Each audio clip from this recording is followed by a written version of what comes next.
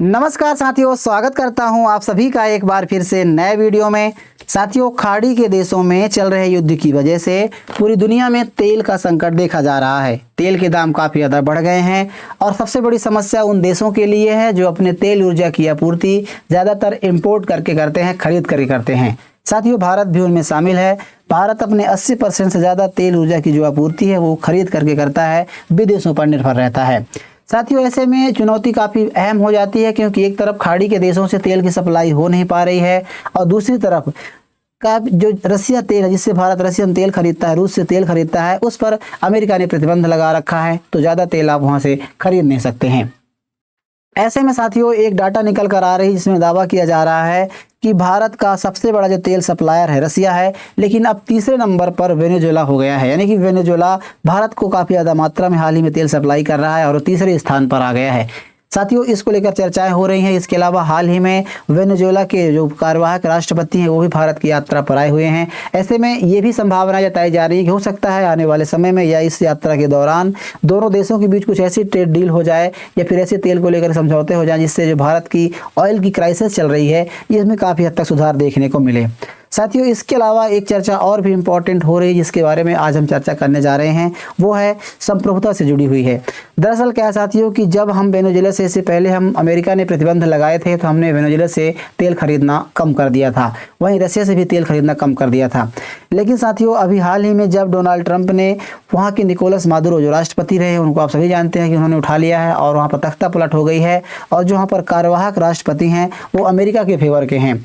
तो ऐसे में जब अमेरिका की पूरी तेल कंपनियां वहां पर तेल निकाल रही हैं, वेनेजुएला में जाकर के तेल निकाल रही हैं, तो एक तरह से ट्रंप का उसमें पूरी तरह से एकाधिकार है।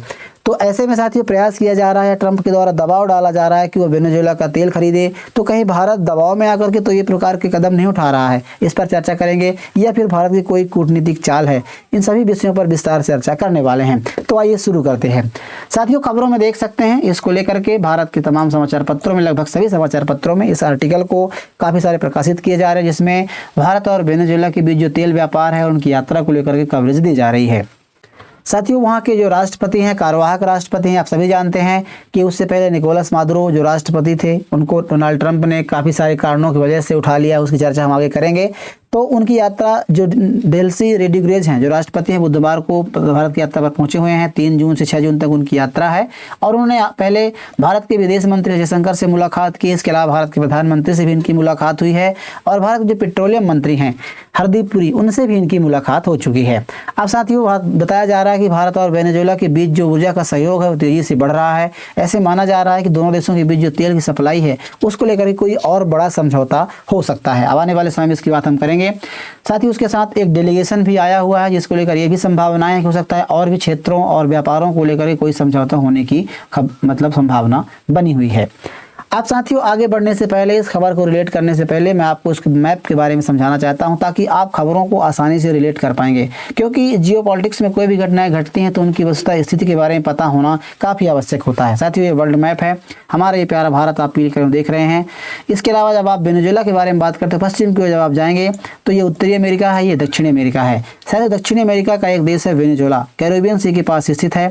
आप वहाँ पर यहाँ पर देख सकते हैं, ये वेनेजुएला है, मतलब वेनेजुएला है।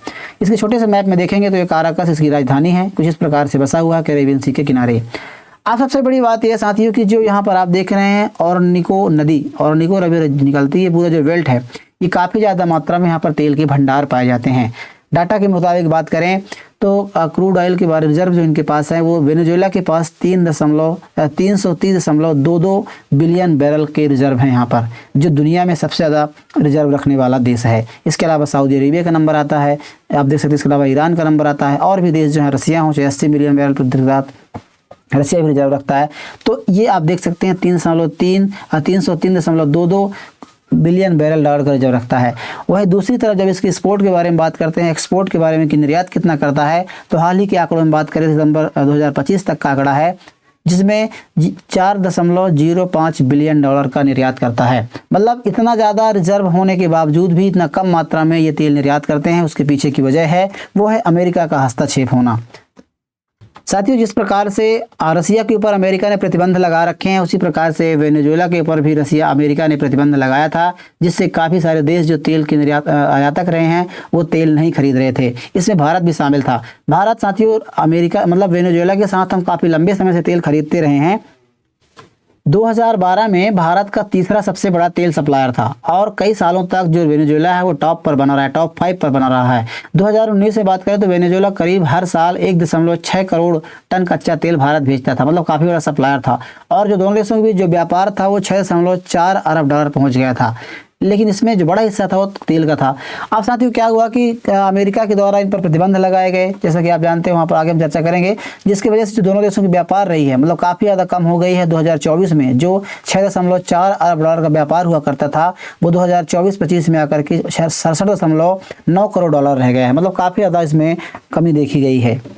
लेकिन अभी जो खबरें आ रही हैं जिसमें 2000 मई के बारे में बात करें तो भारत वेनेजुएला के साथ काफ़ी ज़्यादा मात्रा में तेल खरीद रहा है। मई 2026 में वेनेजुएला की तेल सप्लाई के मामले में सऊदी और अमेरिका को पीछे छोड़ दिया, सऊदी अरब और अमेरिका को पीछे छोड़ दिया है और तीसरे स्थान पर आ गया है। अब केवल बात देख सकते हैं डाटा में, रसिया 23 लाख बैरल प्रतिदिन तेल सप्लाई करता है भारत को। उसके अलावा यूएई दूसरे नंबर पर आ गया है। यूएई की दूसरे नंबर के आने के पीछे भी एक कहानी है। हाल ही में यूएई के द्वारा जो ओपेक कंट्री थी, तेल निर्यातक देशों का एक समूह था, जिनसे ये बाहर निकल गया है, जिसकी वजह से ये जितने मात्रा में तेल निकाल सकता है उतना ये निकाल पा रहा है। जब ये ओपेक कंट्री के समूहों में शामिल था तो उसके पास बाउंडेशन थी, लिमिटेशन थी और ज़्यादा तेल वो नहीं निकाल पा रहा था, तो इसीलिए सबसे ज़्यादा तेल यहाँ पर निकाल पा रहा है। तीसरा जो स्थान है वो वेनेजुएला का है। 4.17 लाख बैरल प्रतिदिन तेल सप्लाई भारत को करता है, इतना ज़्यादा भारत खरीद रहा है। रिपोर्ट के मुताबिक इस महीने भारत को वेनेजुएला से होने वाली जो तेल सप्लाई है वो पिछले मुकाबले अप्रैल के मुकाबले 50% से ज़्यादा बढ़ गई है, मतलब 50% बढ़ गई है। तो साथियों काफ़ी अहम कदम माना जा रहा है। और अमेरिका ने जनवरी में वेनेजुएला के राष्ट्रपति जो इस प्रकार से निकोलस मादुरो को उठाया गया था, उसके बाद से ट्रंप ने कुछ ढील दी थी, उसका कारण भी है।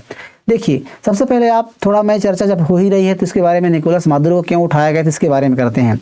साथियों आप सभी जानते हैं कि अमेरिका और जिस भी देश के साथ मतलब अमेरिका के संबंध अच्छे नहीं होते हैं तो अमेरिका कुछ ना कुछ वहाँ पर उटपटांग घटनाएं करता है, तख्तापलट से घटनाएं देता है। ठीक उसी प्रकार जो संबंध है वो वेनेजुएला से रहे हैं।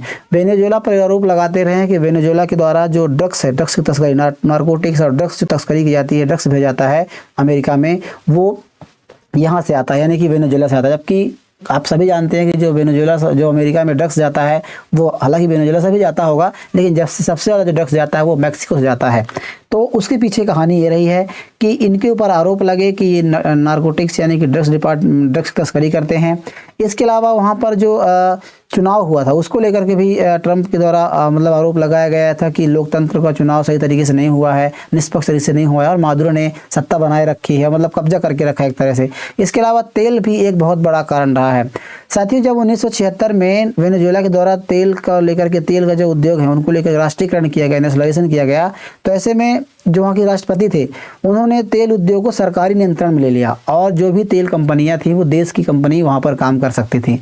लेकिन उसके बाद कोई बड़ा फैसला लिया नहीं गया। लेकिन जब राष्ट्रपति वहाँ पर बने ह्यूगो चावेज, जो जिनके ही मार्गदर्शन में फिर जिनके ही रास्ते पर ये चल रहे हैं, यानी कि निकोलस मादुरो चल रहे थे, ह्यूगो चावेज जो सत्ता में आए तो उन्होंने तेल क्षेत्र पर सरकार का नियंत्रण और बढ़ाया और विदेशी कंपनियों को सरकार की बहुमत हिस्सेदारी को स्वीकार करने, मतलब कि उन्होंने कहा कि विदेशी कंपनियों को बाहर कर दिया। इसमें बड़ा कदम वेनेजुएला के राष्ट्रपति जो वर्तमान में थे निकोलस मादुरो, उनके द्वारा उठाया गया और उसके बाद से ट्रंप काफ़ी ज़्यादा नाराज़ हो गए थे। तो उन्होंने अमेरिका ने प्रतिबंध लगा दिए, तेल में काफ़ी ज़्यादा कोई भी तेल नहीं खरीद सकता, इस प्रकार के प्रतिबंध को लगा दिया गया था। तो इन कुछ प्रमुख कारणों की वजह से, और सबसे बड़ी बात यह है कि ट्रंप ये चाहते थे कि जो वहाँ के तेल पर हैं, जो तेल का भंडार है उन पर अमेरिका का तेल कंपनियों का कब्जा हो जाए। क्योंकि साथियों अमेरिका में राष्ट्रपति के चुनाव में, ट्रंप के चुनाव में जो तेल कंपनियों द्वारा बहुत बड़ा फंड दिया गया था, तो उनकी ये शर्तें थी कि आज जो अमेरिका के राष्ट्रपति ट्रंप यदि बन जाते हैं तेल कंपनियों को वेनेजुएला पर अधिकार दिलवाएंगे, वहाँ पर काम करने का वो मतलब उसके लिए रास्ता ओपन करेंगे। तो इस प्रकार से ट्रंप ने मतलब उनके ऊपर आरोप भी लगते रहे हैं, तो ऐसा घटना कुछ घटी है, इसके पीछे का ये कारण है। साथियों हालांकि वो अलग मैटर, लेकिन सबसे बड़ी बात यह है कि जो भारत की संप्रभुता से जुड़ी हुई है, इसको लेकर चर्चा तो हो ही रही है। लेकिन जो कई एक्सपर्टों के द्वारा ये दावे किए जा रहे हैं कि जो हाल ही में भारत ने वेनेजुएला से तेल खरीदना काफ़ी ज़्यादा मात्रा में शुरू किया है, इस पे पीछे कहीं ना कहीं अमेरिका का दबाव हो सकता है। साथियों ऐसा नहीं है, भारत की जो नीति रही है, भारत अपनी ऊर्जा की आपूर्ति अपनी सुविधा के अनुसार करता है। जहाँ से सस्ते मात्रा में तेल मिलते हैं तब भारत खरीदता है। सेम केस रसिया के साथ भी हुआ था। जब पश्चिमी के देशों ने रसिया पर प्रतिबंध लगाया था यूक्रेन युद्ध की वजह से, तो भारत ने रसिया से तेल खरीदना शुरू किया था। काफ़ी सस्ते दामों में रसिया भारत को तेल देता था। तो इसलिए भारत अपनी ऊर्जा की आपूर्ति अपनी सुविधा के अनुसार करता है। लेकिन जो ये दावे किए जा रहे हैं, इनसे भी कहीं ना कहीं एक विदेश नीति जो भारत की है उस पर प्रश्न खड़े होता है, क्योंकि ये कोई पहला मौका नहीं है। साथियों, हाल ही में जब यह वहाँ के कार्यवाहक राष्ट्रपति भारत की यात्रा पर आए हुए हैं, इससे पहले ही जो मार्को रूबियो हैं विदेश मंत्री, मतलब कि अमेरिका के विदेश मंत्री हैं, फॉरेन सेक्रेटरी हैं, तो उनकी यात्रा हुई थी। उस यात्रा के दौरान ही उन्होंने बयान में बताया था कि आने वाले समय में वेनेजुएला के नेता भारत का दौरा करेंगे। यानी कि उनको पहले से ही पता था, प्री प्लानिंग थी। यानी कि अमेरिका ने प्लान करके रखा था कि विदेश मंत्री के बाद आपकी यात्रा होगी, मतलब वेनेजुएला के राष्ट्रपति की यात्रा होगी, और ठीक कुछ समय बाद उनकी यात्रा हो रही है। इसके अलावा साथियों, भारत को दबाने को लेकर के अमेरिका के द्वारा कई बार प्रयास किए गए हैं। चाहे ऑपरेशन सिंदूर के दौरान जो सीज फायर लागू हुआ था, उस पर ट्रंप ने पहले ही प्रतिक्रिया दी थी। सबसे पहले प्रतिक्रिया ट्रंप के द्वारा दी गई थी कि सीज फायर ट्रंप के अमेरिका के द्वारा करवाया गया। इसको लेकर के भारत का जो मतलब पक्ष रहा है, रवैया रहा है, वो नरम रहा है, लेकिन भारत ने इसको इनकार किया था। लेकिन भारत ने कोई ठोस कदम नहीं उठाया था। उसके बाद साथियों, जो फाइटर जेट्स है उसको मार गिराने की बात हो, उस पर भी ट्रंप ने कई बार बयान दिया था, जिसमें भारत के विपक्ष, मतलब भारत के जो छवि है पूरी दुनिया में, उस पर कहीं न कहीं सवाल किए जा रहे थे। इसके अलावा भारत के साथ दोस्ती के संबंध खत्म करके और पाकिस्तान के साथ जिस प्रकार से उन्होंने फैसला लिया है, तो कई ऐसे कदम रहे हैं जो भारत की छवियों को पूरी दुनिया में, यानी कि जियो पॉलिटिक्स में खराब करने का काम किया गया। इसके अलावा रसिया को तेल को लेकर के भी प्रतिबंध लगाया गया था कि आप रसिया तेल खरीदेंगे तो आप पर टैरिफ लगाएंगे, और भारत पर टैरिफ भी लगाया गया। तो ये तमाम ऐसे प्रयास रहे हैं जो भारत को दबाने का प्रयास किया जा रहा है। तो कहीं ना कहीं जो भारत तेल खरीद रहा है, ऐसे में एक प्रश्न ये भी खड़ा होता है कि भारत की जो तेल कंपनियां हैं या भारत की जो ऊर्जा की आपूर्ति है वो रसिया से क्यों नहीं कर रहा है, खाड़ी के देश से नहीं कर पा रहा है, हम वेनेजुएला से तेल खरीद रहे हैं। क्योंकि देखिए, वेनेजुएला से तेल खरीदने में हमें काफ़ी ज़्यादा फायदे भी हैं, इसके अलावा नुकसान भी है। साथियों, बात करें फायदे की, तो फायदा ये है कि कम दामों में तेल मिलेगा, क्योंकि उसकी प्रतिबंध लगी हुई है, तेल कोई खरीद नहीं रहा है, तो काफ़ी कम दामों में मिलेंगे। इसके अलावा सबसे बड़ी जो नुकसान ये है कि देखिए, हम यदि रसिया से तेल मंगाते हैं तो काफ़ी, मैप में आप देखेंगे तो ये काफ़ी कम जो ट्रेवल यात्रा करनी पड़ती है। इसके अलावा खाड़ी के देश, चाहे ईरान हो, इराक हो, इसके अलावा यूएई, यहाँ से तेल मंगाते हैं तो 3 से 5 दिनों में तेल भारत पहुँच आता है। जब हम वेनेजुएला से तेल मंगाएंगे तो 40 से 45 दिनों का समय लगता है। इस मार्ग को पूरा फॉलो करते हुए आते हैं, यहाँ से आप घूम कर जाएंगे तो उसके बाद 40 से 45 दिन का समय लगता है भारत पहुँचने में। और इसके अलावा सबसे बड़ी बात ये भी है कि वहाँ का जो तेल है, यानी कि जो वेनेजुएला का तेल है, वो काफ़ी मतलब कि सल्फर युक्त तेल है। वहाँ पर सल्फर की मात्रा ज़्यादा पाई जाती है। बहुत सारी जो रिफाइनरी कंपनियां हैं वो उसको रिफाइन नहीं कर पाती हैं। लेकिन भारत में ऐसी बात नहीं। भारत में जो जामनगर रिफाइनरी है, जिसको रिलायंस ने विकसित किया है, रिलायंस की है, तो वो काफ़ी सक्षम है और काफ़ी अच्छे तरीके से इसको रिफाइन भी कर पाती है। तो इसीलिए सरकार भी कह रही है कि हमारी काफ़ी सारी जो तेल कंपनियाँ हैं उनका हिस्सेदारी भी वहाँ पर भी है। और सबसे बड़ी बात यह साथियों, भारत को लेकर इस प्रकार से रसिया और भारत अमेरिका में खींचातानी देखी जा रही है, ये भी एक चर्चा का विषय है। हाल ही में पुतिन के द्वारा भी भारत को लेकर के बयान दिया गया है कि मोदी को आप बहका नहीं सकते हैं या फिर उस पर दबाव नहीं डाल सकते हैं, एक लोकतांत्रिक देश के नेता हैं, इस प्रकार के बयान दिए गए हैं। इसके अलावा जो ट्रंप है उनके द्वारा भी बताया गया कि भारत के जो मतलब कि भारत पर नकारात्मक परिणाम नहीं आ सकते, ऐसे पुतिन ने कहा। इसके अलावा ट्रंप ने जो दावा किया है, उन्होंने भी कहा कि भाई जो हम ट्रेड डील कर लेंगे, अभी ट्रेड डील बात चल ही रही है। तो ट्रंप ने ये कहा कि मोदी बहुत पसंद है, मेरे अच्छे दोस्त हैं और हमारी आपस में बहुत अच्छी बनती है, इस प्रकार की बातें हुई हैं और हम समझौता कर रहे हैं। हालांकि उन्होंने ये भी कहा है कि भारत ने अमेरिका का कई वर्ष तक टैरिफ के मामले में काफ़ी फ़ायदा उठाया है और ये हम बहुत ज़्यादा टैरिफ वसूलते थे भारत पर। उन्होंने आरोप भी लगाया कि भारत काफ़ी ज़्यादा मात्रा में टैरिफ लगाता था। तो ऐसा कहने के बाद ट्रंप के द्वारा कहा जा रहा है और दोनों देशों को अपने को पक्ष करने का प्रयास किया जा रहा है। अब साथियों, सबसे बड़ी बात यह है कि भारत की अहमियत भी अपने आप में बहुत महत्वपूर्ण है, क्योंकि जो इंडो पैसिफिक में बात हम करते हैं तो कहीं एक सुपर पावर है और बहुत बड़ी अर्थव्यवस्था है। इसके अलावा पूरी दुनिया की चौथी अर्थव्यवस्था बनने के हम करीब हैं। इसके अलावा भारत के पास एक बहुत बड़ा मार्केट भी है, तो कई मामलों में इंपॉर्टेंट हो जाता है। अब सबसे बड़ी बात यह है कि जो यात्रा हो रही है इसको लेकर क्या क्या समझौते होंगे आने वाले समय में, इस पर कोई आएगी तो हम बात करेंगे। लेकिन अभी बात करें तो छठी बार इनकी यात्रा हो रही है। 2025 में भी यात्रा, भारत यात्रा पर आई हुई थी डेल्सी रोड्रिग्रेज, जो रोड्रिग्रेज हैं। इसके अलावा वेनेजुएला के उपराष्ट्रपति और तेल मंत्री तब यात्रा पर आई हुई थी। अब इस यात्रा को लेकर के भारत के जो विदेश मंत्रालय के प्रवक्ता के द्वारा जो बयान दिया गया है उसमें कहा गया है कि भारत और जो वेनेजुएला है एक बहुत बड़े ऊर्जा साझेदार हैं और उन्होंने ये भी बताया है कि सरकारी तेल कंपनियों का वहाँ पर निवेश भी है। भारत की सरकारी तेल कंपनियों का वेनेजुएला के तेल सेक्टर में अच्छी हिस्सेदारी भी है, तो इस प्रकार से वहाँ पर निवेश बढ़ाने का मौके तलाश रही है। तो ये तमाम तरह खबरें आ रही हैं। देखने वाली बात यह होगी कि भारत के साथ कोई बड़ा समझौता होता है, लंबे समय के लिए होता है, क्योंकि वहाँ पर भी अभी अस्थिर सरकार है, कार्यवाहक राष्ट्रपति, वहाँ पर भी चुनाव होने हैं। तो चुनाव के बाद क्या फैसले होंगे, तो अभी किस प्रकार के समझौते होते हैं, कोई लॉन्ग टर्म होता है या फिर अभी की स्थितियों को देखते हुए समझौता होगा, इस पर हम बात करेंगे। बहरहाल ऐसी कोई खबर आएगी इसको लेकर के, डील को लेकर कोई बड़ी खबर, तो उस पर हम चर्चा करेंगे।